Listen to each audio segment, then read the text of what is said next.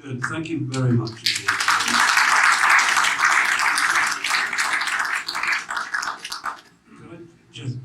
Is this microphone working? Yes? Yes. Good. Can I just add that on the apologies, first of all, Martin Linton, who'll be later, will obviously speak for himself, but I think you'd like to know that what he's in the House of Commons for is a vote relating to the third runway at Heathrow. And his view was that nobody in this room would wish him to miss that. Secondly, he'll tell you when he arrives. Secondly, Mike Brooke, who is the head of the Economic Development Office in Wandsworth, also sent his apologies. Now, Mike is not known for the brevity of his speaking, but what he actually said in reply to Harvey Heath is, quote, "It is for the developers to promote their scheme and not for me to promote it, so I will not be attending." I think that speaks volumes for those who know Mike Brooke. Can I just give a little bit of background as to why I'm up here and many councillors are not, although they'd like to be. First of all, I'm the chair of the Battersea Society, and you may say to yourself, well, what's the Battersea Society? Well, I see a number of our members are here. Battersea Society, briefly, is a civic amenity society, and any location or area or town invariably has a civic amenity society to be a custodian at one level by the people for its superstructure. Now, we've got various aims, and for present purposes, can I just quote you three of them? One is to improve the quality of life in Battersea. Second, to encourage good architecture, town planning and civic design. And third, to promote excellence in new developments, as well as conservation of the best features of the past. And I think those are the three which are really relevant to why we're all here today, to look at this Delancey proposal, and in particular, the so-called Twin Towers. Now, within the Battersea Society, we're very transparent, we're very open, we're very available, if you like. So we have a number of committees covering specific areas, and one of them, which I would say in public is outstanding, is our planning committee.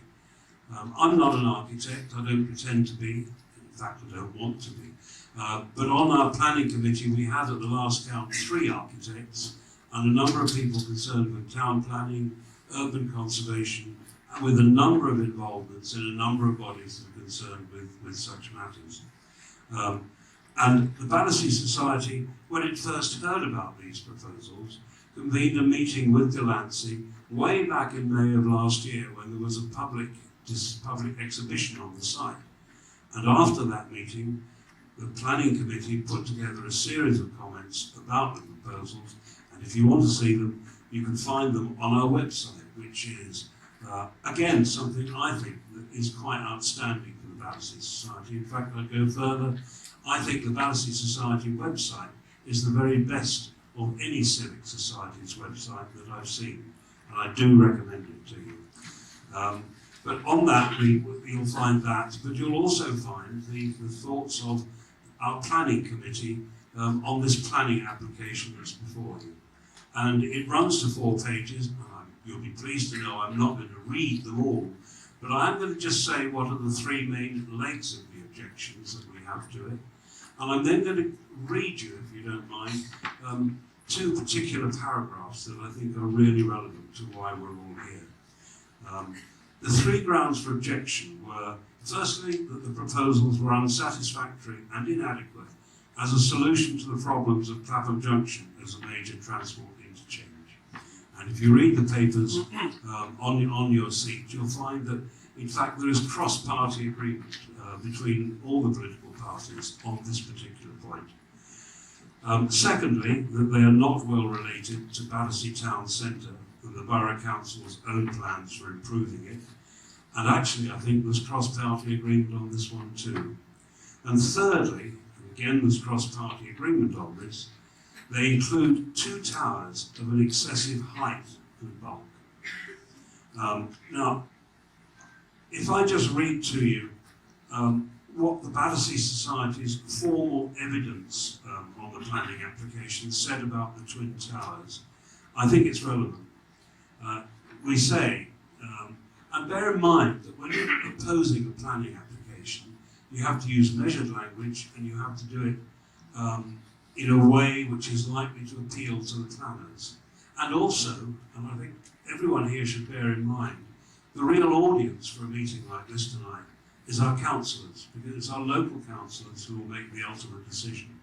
And they've got to make it on grounds that are so watertight that developers can't then go to appeal and overturn any decision on appeal. So that's why our councillors have got to be very scrupulous on this, and I suppose you'd say as an ex-councillor I'd say this, but I applaud them for it, and I think it's quite right and proper.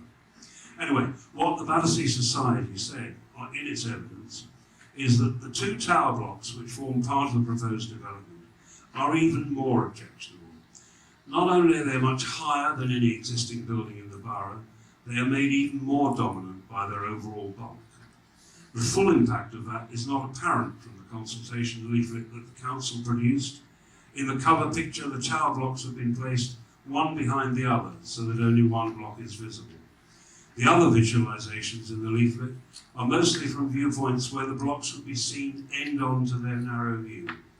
From many other viewpoints in Battersea, the proposed blocks would be much more dominant and intimidating. They would therefore have a seriously damaging effect, not only on the Clapham Junction conservation area, but also on the character of a number of surrounding conservation areas. It goes on to say, and I think it's worth qualifying in this way, at present there are some tower blocks to the north of the railway lines, but none to the south of the railway lines in this part of Battersea. We recognise that the policies of the London Plan and the Borough Council's proposed core strategy provide for tall blocks in locations which are very accessible by public transport, and at Clapham Junction in particular. However, we do not understand that to be a licence to developers to build to the totally excessive height proposed here, and it should not be so interpreted. The other point that I think I'd like to make is the point that we made in our concluding paragraph in response to this planning application. And I'll read this again if you'll bear with me. Sorry, I'm not used to reading things in a meeting like this, but I do think it's really important that I get the words right here. The Battersea Society wants to see the successful regeneration of Battersea Town Centre within the framework of an overall vision for the area. We have not produced or endorsed any alternative scheme for this individual site. In the regrettable absence of an overall vision for the area put forward by the Borough Council, we have aimed to approach the present application objectively and to assess it on its merits. If you like, what is missing, the elephant in the room here, the dog that barked in the night, however you want to put it, is that overall vision for the area that really the local authority should have provided. What we have at the moment is piecemeal action taking place here and there, spasmodic, random, and apparently without any overarching design. And if you really doubt what I'm saying, just go slightly up the road here to where the old plough pub is and see what's happened on the site where, I forget the name of the stations that used to be there. That's it, Walden's. Now, there was a classic opportunity there for widening the pavement, keeping it well back, where the cars used to park for Walden's. What's happened? The developers have been allowed to build right up to the line. It is now a narrow, squeegee, horrid little corner.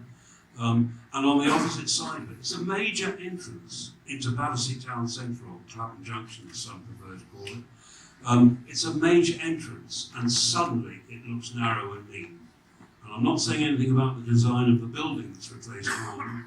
This is my personal criticism of a council that allows, sorry, saying I've run out of time, a council that permits that kind of possibly legitimate, but it should have been fought, encroachment onto what should be a major public space, namely a corner or a major entrance.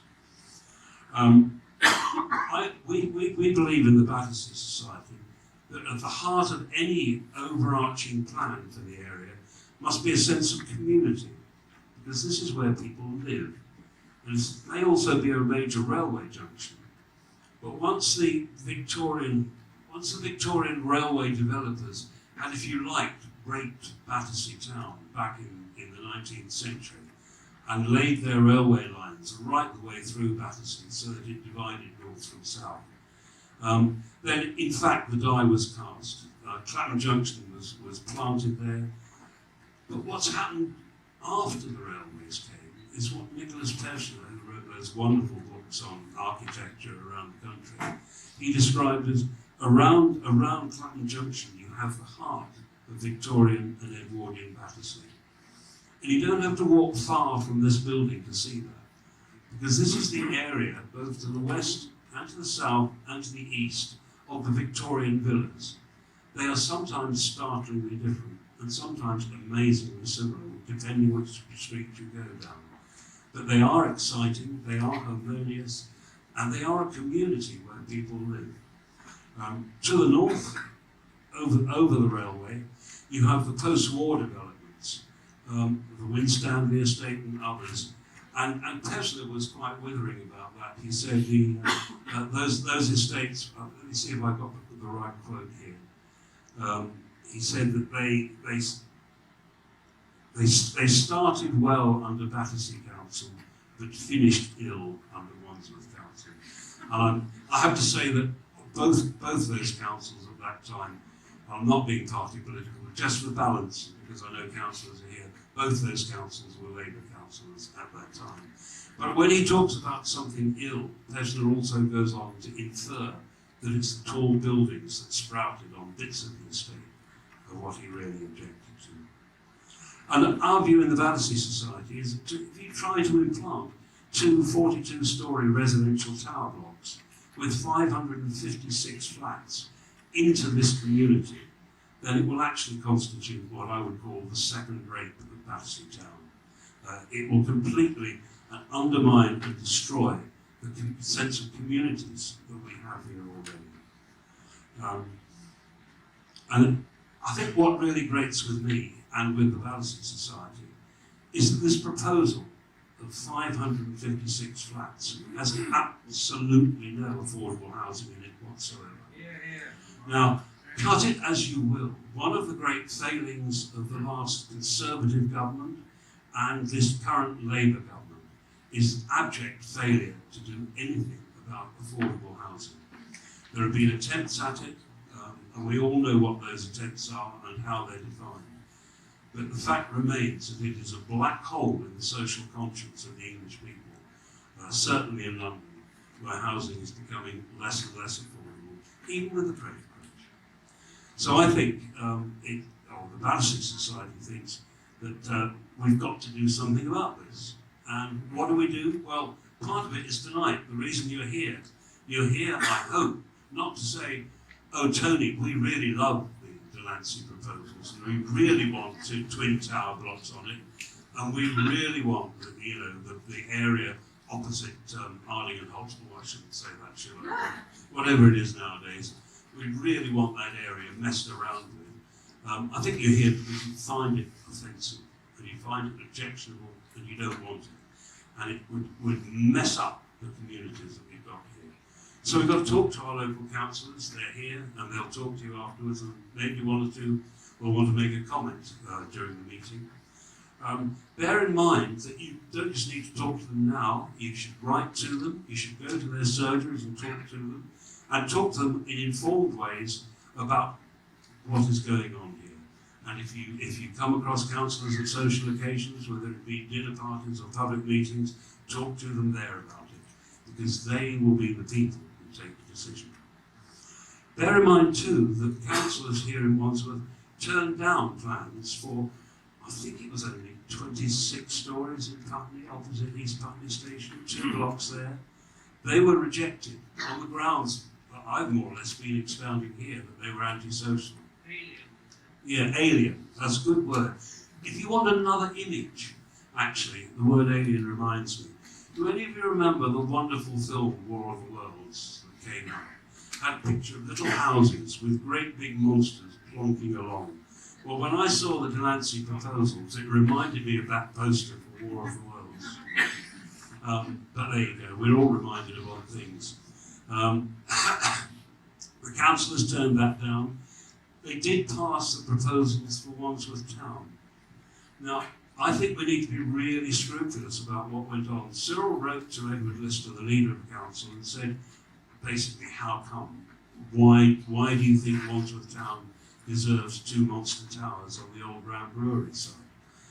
Now, I'm not going into that argument here, but I do think it's worth just quoting, selectively, of course, as you expect me to, 2 bits from that. One, the leader of the council said, Wandsworth Town Centre is a town centre well served by public transport. Now, I don't know about you, but I've got a freedom pass and I use buses a lot nowadays.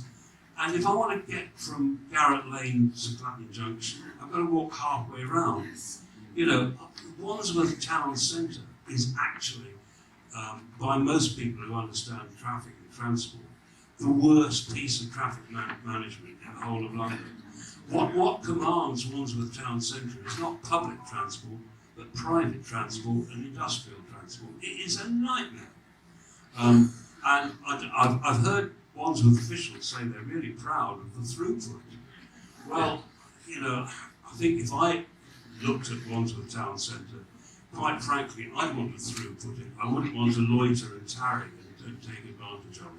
And I see Shirley sitting in the front from the Wandsworth Society, and let me say that Wandsworth is full of lovely buildings, but they tend not to be on the Wandsworth one-way system. I'm sorry about that, I digress.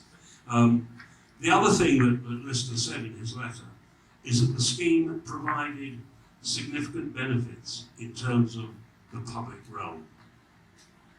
Now, I thought about that, and I thought, weasel words. I spent 30 years of my life as a civil servant, and there were various words when I was writing speeches for ministers that I tried to avoid, like appropriate. Because if you say something is appropriate, you're sitting on a fence beautifully, you could be for it or against it, it doesn't really mean a thing.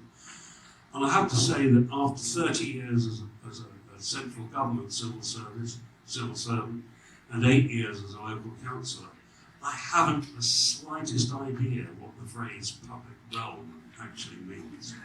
I mean, it means one thing to you and something else to someone else. So I suggest that we must make sure our councillors know that it's we the people who are the real public realm, and it's we the people that really should be the main engine for change in this whole thing. Now, I know that Cyril, and I know Martin hasn't arrived yet. Can I give you 2 quotes from other people on this? Will you allow me to be indulgent to me?